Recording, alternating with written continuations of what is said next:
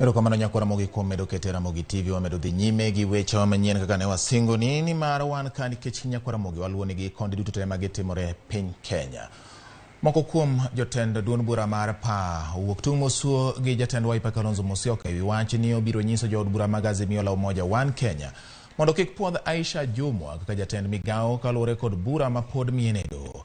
Etwagi gi jofwambo kotelnegi kod Ben Kai manolaro kom seneta ma Kilifi, jotelo oseyo Kalonzo kagikoni dhok ma ogolo nyiso akwede ne oganda mawuok adhood nam chumbi.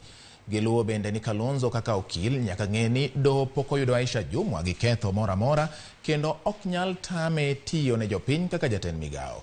Jotelo go wacho ni piny owacho mokalo onge lemo mar tend migao manodhi ne jo Kilifi kama koro thuolo makare mondo gin bende ng'atgi obedie bu jotend migepe. Wa Wiper. Matamshi yake yalikuwa ni matamshi ya kuweza kutukana watu wa pwani kwanza. Pili, tunasema kuwa yeye kama mwanasheria aliyebobea anafaa kujua sheria ya common law, sheria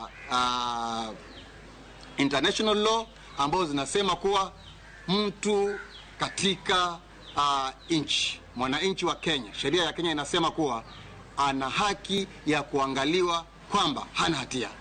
Viongozi ambao walichaguliwa na wana kesi wao pia ni wa Kenya na wanafaa pia kuenjoy right ile ambao Wakenya wengine wanaweza kuenjoy. Kwa wakati wa kwanza kabisa Kilifi imepata waziri mwanamke, na sisi tunajua kwamba ndugu yetu ama dada yetu Aisha Jumwa does not have any criminal record kwa sababu she has never been convicted by any court of law. She is a free person moving around freely. Hajashikwa na kuhutumiwa kwamba eti amefanya makosa fulani kisheria. Aisha Jumwa hana criminal record. She was vetted, hata alikuwa vetted na IBC na kwa ballot. Kama angekuwa na criminal record IBC wangemruhusu kwa ballot. Kwa hivyo Kalonzo Musyoka matamshi kama hayo kama wapwani